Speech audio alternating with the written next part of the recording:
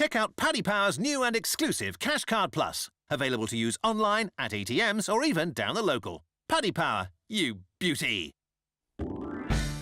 Hi there, a very warm welcome to the Weekend Racing Postcast. I'm Bruce Millington, and I am delighted to be joined this week by Paul Keeley, David Jennings, and from Paddy Power, Frank Hickey.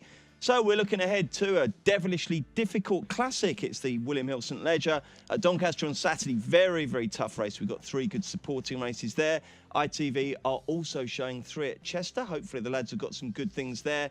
And then there's all sorts of other stuff going on all around Britain and Ireland on Saturday. The less said about Sunday's racing, the better. It's not that strong, but Keels has promised us a Sunday tip. We might even get a little Gaelic football tip from Frank the Tank. He's normally the master of racing, but he's got a couple of views on that. So we will start then, chaps, with... well, I'll tell you what, Kills, before we get on to Doncaster, you were up north at Haydock last week, weren't you? And just before we came into the studio, I said, how was Haydock? Because I haven't seen you. And you said, good, apart from a near-death experience. What happened? Yeah, exactly. Well, I was rather drunk, walked out of Haydock and was just walking down the road, and I went to cross the road. We were going to the Thistle Hotel to call a cab. And I just walked out into the road, basically, and I have White Van Man to thank for swerving me, because apparently it was incredibly close. Really? Yeah. Christ. It's quite possible the van would have come off second best Well, yeah, if the there was collision always, had there was taken place. always that possibility. But did you have fun up there? Yeah, I did, yeah. Thoroughly enjoyed it. I forgot what a good day's racing you get at Haydock. Like, you know what I mean? The viewing's great. The people there are ace, and I really, really enjoyed it. Apart from not backing any winners, I backed 4 seconds and 5/3 on the day. Well, that is the sign of a good day's racing, isn't it? Even when you've done your bollocks, you still enjoyed it. Well done. Okay, let's hope no one will be losing money this weekend. And to help you along, hopefully on the path to profit, the lads are going to mark your card. We'll start obviously with the big race, 3:35, the William Hill St Ledger. And Frank, before we get into the tips, what's the latest betting from Paddy Power? Yeah, we've joined favourites at the moment. Capri and Crystal Ocean are both 4-1. Defoe 9-2. Cornet 6-1. Stradivarius 7-1. Venice Beach 10-1. Raheen House and Rekindling are 12s, and we're 20s bar. And 5th to 4, I believe. So if you finish 4th, you get paid out on each way. That's good. 4 places in this for a PP player. So yeah, that's very good. With only 11 runners. 11 runners. Can't argue with that. Now, Kills, are you good at the St Ledger? Are you generally a St Ledger master? Because it's quite a difficult test, isn't it? You've got the trick, you've got the fact that the going can, be a little bit variable. You've got the fact that horses are at the end of a long season. So what's the key to tipping the Ledger? Well, I would normally say that, no, I'm absolutely rubbish at it, but I tipped Harbour Law last year, so that's a nice, perfect bit of after timing for you. But, well played. But yeah, so... the pressure's on then. Who are we going to go for? Well, I think this is one of the deepest St Ledgers I can remember. I mean, just in terms of horses with a chance.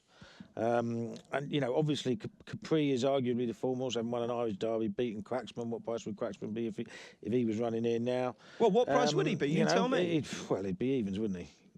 I'd be laying him. I think he would be that short. I'd be laying him. Given the way he won at York last time, I think he'd be that short, definitely. But whether Capri really wants a mile 6.5, I'm not 100% certain that he would. Obviously, the ground is nowhere near as soft as we were all thinking it was going to be, because the early forecast for the week was that rain virtually every day, and that hasn't materialised. And so it's quickening up. It'll be near enough good ground, which opens it up a bit. I just think Rekindling is the one that's been consistently overpriced. In a market they've been betting on for months and months. He's just improved out of all recognition since going up to 1 mile and 6. He beat Wicklow Brave 2 starts ago, and he was getting plenty of weight for age then. But he was something like £9 worse off next time, because he carried a penalty in a Group 2, was second to Order St George. Order St George won easily, but he was £5 worse off from weight for age there, and he extended his superiority over Wicklow Brave on worse terms. I think he's improving. And I think he's a fair each way bet. He's 12-1 with Paddy. I think that's big. OK, Kills is going to go for Rekindling. DJ, who are you going to go for, mate? I'm keeping it fairly simple, Bruce. I fancy Capri. I just looked through the race, and I wonder, would any of these be good enough to beat Cracksman, possibly on ground that was quicker than ideal in the Irish Derby, and I don't think so. It was obviously, it wasn't ideal missing the Voltager, but Scorpion had a 2-month break before he won this in 2002 for Aidan O'Brien. So the kind of the long absence doesn't really bother me too much. I think he just had a slight setback before the Voltager, and Aidan decided to not to chance running him. And do you know what? It probably was a blessing in disguise in the end, given what Cracksman did. And do you know what? This has been the plan all year for him. I actually think winning the Irish Derby was an added bonus, because he was their kind of, their ledger horse from day one. After he won the Beresford last year, I think they always thought he was going to be a St. Leger horse, and if the ground came up soft in either of the derbies, he would have had a chance. Now, I would be more optimistic about him winning on softer ground, which I thought it was earlier in the week, but I think 4-1 is very fair. He's officially rated, like Paul fancies Rekindling, which is, like, I think he'll run well too, but he's officially rated £6 better than him. He's a touch of class, and even if you look at the Epsom Derby again, like, turning for home, he was travelling quite well, and he made ground under Shamey that day. But it's just that kind of that acceleration you needed when Wings of Eagles quickened, Cracksman quickened, Cliffs of Moher quickened. He just doesn't have that. He's more of a grinder. I think the long home straight in Doncaster is tailor-made for him. I know he's one of the joint favourites, but I'll be disappointed if he's beaten. Would you be going each way there with the 4 places, do you think, DJ, or is that not really your style? It's not really my style, and for this reason, because especially in this race, as Paul said, there's so many horses with chances. Like, I'll be disappointed if he doesn't win, but yet, if you told me he finished 4th and ran quite well, like, I wouldn't be absolutely devastated. So to back a horse each way at 4-1, I think you need to be devastated if they're not out of the first 3. But I do think Capri will win. Okay, fine. Frank, what's your view? Good start. After Okay, the thanks, yeah, Frank. We'll move on to the next I one. nearly No. choked. Yeah, Is that because I fancy Capri? No. Just 'Cause you stopped speaking so bit of a head quickly. cold. Yeah, that was it. Caught out. I was like going to have my dinner there, waiting for him to finish. But and it was a 3-course dinner as well. I had a stat that I read the other day. The 22 fillies have ran in this race since 1980, and from those 22, which is a small enough sample, 4 have won, 7 have come second, and 3 have come third. Frank so knows. 14 of Frank 22 knows. Here we go. have 14 of the 22 have placed at worst. Now, I don't know how many of them came 4th, but if you're getting 4 places, there's one here that's just absolutely nail on to be in the first 4, and that's Coronet. Since the Oaks, this is one I'm very pissed off myself about, because since the Oaks I've been banging on that this is a Ledger filly. I didn't back her then. When she won in Ascot, I was like, that's the Ledger filly. I didn't back her then. It got to last week. I was looking and she was like 10 or 12-1. I said, there's no point in backing her now. She'll be that price on the Friday evening. And what does Frankie Dettori do? He goes away and picks her and puts a spanner in the works, and now she's 6-1. She's been crying out for a 1.6, in my opinion. She Has gets she a few actually pounds. been backed, Frank, or have you just cut her because Frankie's riding? Oh, it would be mainly just because Frankie's picked her. Like, it has to be a negative for Stradivarius. Like, obviously Stradivarius was in and around 5-1 before the jockey declarations. So, like, it has to be a negative for his chance that Frankie's picked her. Now, to me, she's been crying out for a 1.6. I just can't see how she's not going to be involved. Whether she's classy enough, I don't know. Capri is definitely the class angle of the race. I wasn't convinced he wanted the trip, and definitely softer ground would have been more to his liking, and the fact he's been off for a couple of months to me would be a negative. I'm not sure Crystal Ocean wants the trip. Defoe, I think he needed it soft ground. He's not going to get it. I think he'll drift mad tomorrow. And the other one I thought was a big price relative to some of them in here was Count Octave of Andrew Balding. He was only caught on the line at Ascot behind Stradivarius in the Queen's Vase. The last day at Goodwood over 1.6, it was a tactical affair, would have been completely against him. Now, if they go hell for leather in front here, this fella will be staying on at the end. He's 20-1 in the 4 places. That's not a bad bet either. But for me, I really, really, really like Coronet. Okay, a quick word on Crystal Ocean Keels, because obviously one of the front runners won't really mention that much. What do you make of his chances? I think it's probably improved with the ground drying out, and with regard to staying the trip. He obviously handled the soft ground at Goodwood okay, but I think he'd prefer it better. I'm not 100% certain he's going to be a stayer though. Okay. Right, let's move on to the 150, the first of the 4 ITV races. It's the William Hill Portland Handicap, the 5.5 furlong cavalry charge. Always a very, very difficult betting conundrum and wide open betting, Frank. Yeah, it is indeed. Vibrant Chords is 8-1 favourite. Then we have a host of 10-1. Piper's Note, Lexington Abbey, Merlin and Spring Loaded. Just Another Bottle is 11-1. Stake a Claim 12-1, and we're 14's bar. David Jennings, take it away. Well, the key thing here, I think, is the draw. I went back through the last decade in this race, and the average draw has been 14.7. So there's only been one single figure draw winner. 12, 10, 15, 12, 21, 15, 7, 16, 18 and 21. So you can't really, and it's been on varying ground as well. So in the last 10 years, you've needed to be drawn high. Only one winner in single figures. I think last year's winner, Captain Colby, has a big chance. I was disappointed, I have to say, at Yarmouth, but that wasn't good to firm ground. And do you know what? Things just didn't go its way. It was kind of held up, and I'd be willing to forgive it. Won the race last year, as I said already. That was off a mark of 95. It's down to 92 now, and it fully deserves to be. But Doncaster could be the key thing here, because it seems to save its best for Doncaster. It was second to 2p earlier on in the season. That was on good soft ground. It's going to be something similar here. Was rated 100 back then. Had some good horses behind it that day. It was a decent race. Like Birchwood was only 8th. I just wonder, is Doncaster's track, is this his time of year, and is this his ground? And I'm hoping, it's drawn in stall 16, it's got blinkers on. I'm hoping all them things will combine, and Captain Colby will repeat the dose. Jolly good. Frankie, who'd you like? I'm going to throw 2 darts at this one. The first is a spring loaded. Probably a small bit better in the all-weather, as its official rating would suggest. The rate 105 in the all-weather, but 92 on the turf. But the last 2 runs at Windsor, it was only 1 1/4 lengths behind Ice Age, who of course went and won a Champions Weekend there in Ireland last weekend of the Curragh, and it ran a really good race at Chester over 5.5, ran on well at the finish, step up to 6, a bit straighter track. I think that can go well at a bit of a price. And the other one is David O'Meara. Like, I've found this over a cliff, but Moving Time, again, that's drawn high also. You have to go back 3 runs ago. York was very unlucky. It should have won. It got absolutely no run. Was beaten 1 3/4 lengths behind Accessible. That was off a mark of 94. It finds itself off a mark of 89. There's plenty of place high. If this can't get involved off that mark, it's game over for that horse. But I think it will get involved. And the massive price is as big as 25s. Kills, what's happening with your vaping machine? Because you just had a go on it, and normally a great big puff of vapour comes out. I think the old, yeah, I think I is need it to. running I out? think I need to replace a part of it. Yeah. Oh, okay, fair enough. I'm just trying to stop us getting it No, everywhere. I quite like the smell of it. What flavour's that one? That's menthol eucalyptus with something else in it. I can't remember Beautiful. what it is. Nicotine and various chemicals. Yeah. Who's going to win the very Portland? good. Right, well, first of all, I wouldn't be that disheartened by a low draw here, to be honest. I mean, the sales race on Thursday, that took place. The winners came down the far side. Obviously, they might cut the ground up a little bit, but it wouldn't really bother me. And I think there's probably a bit more pace, if anything, on the low numbers. But the ones I like aren't drawn that low anyway. But the first is Stake of Claim, same piece of form that Frank was going on about when it comes to Windsor. You don't normally associate Windsor with having good sprints, but there's a really good Class 2 sprint there. And the Ice Age won it, came out and won at the Curragh. And the horses just keep coming out of that race and running really well, all winning. I think the 7th and the 9th have both won since. The 11th, Goring, came out and won at Chepstow yesterday. And everything else that's run has been in the frame. I think it's a red-hot piece of form. And Stake of Claim was 3rd in that race.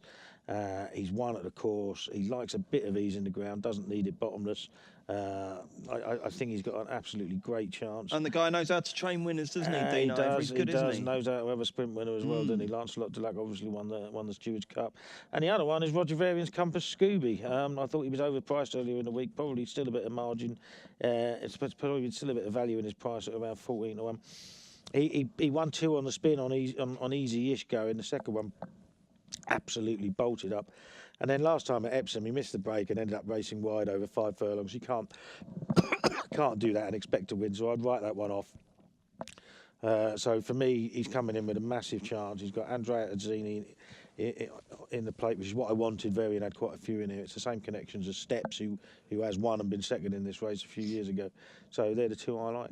OK, we've had the William Hill St Ledger, we've had the William Hill Portland. At 2.25, we've got the Alan Wood Plumbing and Heating Park Stakes. Blimey, he must be doing well to be sponsoring a Group 2 on a Saturday card. Old Alan Wood, hopefully he's parked the van up and he's got his collar and tie, and he's going to go down Donny for a great day. So good luck to Alan Wood. Well done with your sponsorship. And who's going to be fav for the Park Stakes?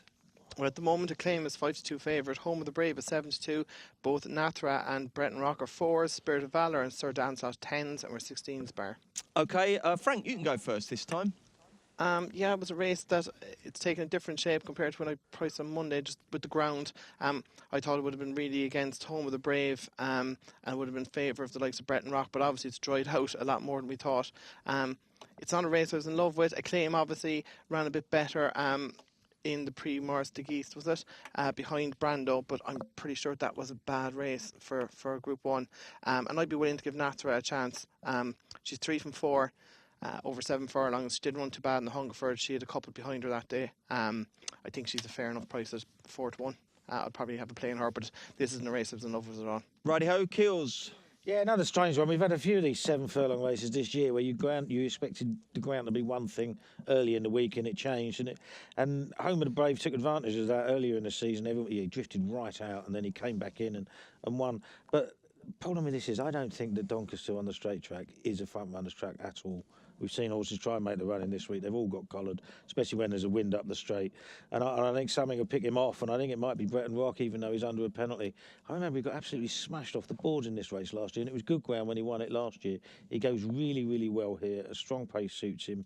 And even though he is carrying a £3 penalty, I think he's got a great chance. Do you know, I played golf with David Simcott the other week, and what a lovely man. And he talked about absolutely every sport under the sun and punting, but not a great deal about Bretton Rock, although he did say that he's one of his oldest owners and he loves him, and he also loves Sheikh Zayed Road, who runs today at Donny. OK, who do you like, DJ? I think I've unclogged this, Bruce. Did you get that? Unclogged it? Plumbing and heating. I've been waiting to say that for the last 2 minutes. Oh, sorry. Anyway. Yeah, I do get it. Jesus. Come on. No, Anyway. It's very good, very good. Thanks very much. I think Acclaim will win this for a couple of different reasons. Hopefully better than my joke. I think Acclaim. I think this is its time of year. And if you go back through its. If you go back through its runs, like he's won, his last 2 wins have been in September and October. And that performance at Newmarket last year in that Group 2 when it beat Lumiere in the Challenge Stakes, that was probably a career best for Acclaim. And if I went through the whole field, and there's kind of ifs and buts about them all, and I just think Acclaim is probably the solid option in that ground doesn't seem to matter to Acclaim. I think this ground is probably ideal. And that run against Brando, I know was a poor race. It was a poor Group 1, and we all seen how bad Brando ran last week. But it just told me that he was just coming back to the boil. Like his first run of the season behind Ribchester was a shocker. Then it ran reasonably well against the Tin Man in the Diamond Jubilee. Then it went to Goodwood and was really unlucky behind Bretton Rock. There was so many unlucky horses in that race. But then it was another progressive step, I thought, just to be beaten by Brando. Probably over just about an inadequate 6.5 furlongs. This is his trip. This is his track. I think he's got his ground, and this is his time of year. So I think Acclaim is a very, very solid favourite. OK, well done, DJ. Right, we've got the 3 o'clock now. It's the Howcroft Industrial Supplies Champagne Stakes. Always one of the big 2-year-old races of the year.